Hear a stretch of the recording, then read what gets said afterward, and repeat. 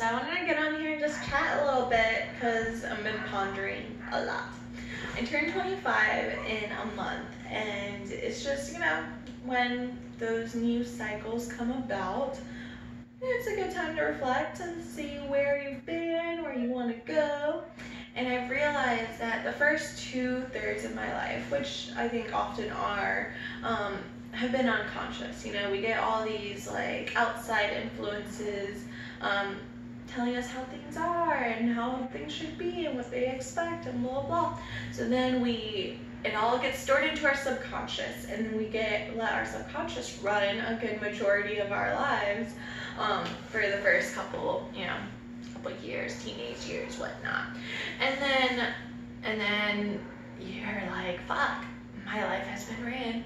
And of course, I'm just saying all this in like, this is what happened to me. These were my own personal stories in terms. So like, it was like, unconscious patterns run havoc along my life. What do I do?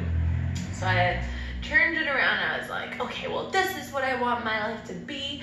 No longer will I like let any unconscious patterns or habits or drives like dictate who I am, how I show up in the world. And then that turned into me trying to manicure and be like, well, this is who I want to be, so this is like all I will be, right?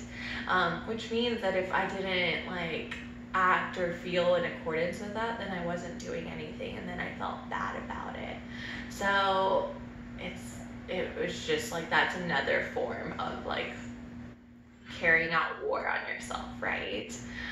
So instead of letting your subconscious like drive you crazy and mad, your ego starts to doing it, because it like creates all these obnoxious expectations for yourself that is just like, dude, I am just a human being. So now, as you know, the last couple of years, the last couple of 6 months, and now I have like really just been at a point of like, wait, no, you're not gonna get, Rome wasn't built in a day. You're not gonna get there in a single day. Don't be so hard on yourself. You are drawn to who you want to be, what you want to create, what you want to cultivate for a reason. And that's your soul's calling. She's not gonna wave the white flag. But neither is your ego or the stories we tell. We're human, the things we feel. So it's like marrying the two. How can we bring them together, get them to coincide, to work together to create and manifest the beauty we want in our lives, right? And it's all done through the heart, through feeling, to accepting, through embracing. And honestly, it begins with accepting, right? Because how are we able to embrace something we can't accept, something we can't look at? So it's just, I'm saying all this out loud for myself, for whenever I'm like, oh crap, I don't know what to do, things are driving me in a million ways. What do I need to do? How do I marry my calling, what I know I crave and desire to the deepest part of my being, and my humanness, my quirks that I don't think are 100%, but I mean, they're my quirks for a reason, like maybe one day I just don't have energy, or maybe I'm like frustrated, or we deal through emotions. Maybe one day I just want to like go out and chill with my dog, and I don't want to do anything else.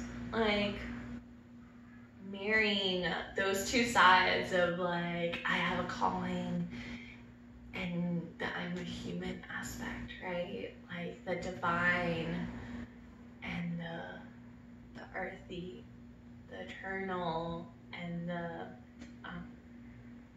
not eternal, what is that called? Finite?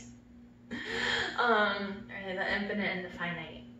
But anyways, it all comes back to what I was saying.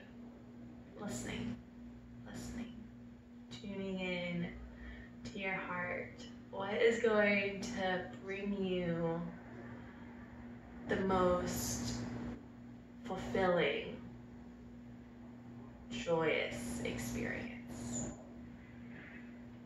And I like to say fulfilling because as somebody that has dealt with a lot of drug abuse in the past and things like that, it can be easy to go for instant gratification.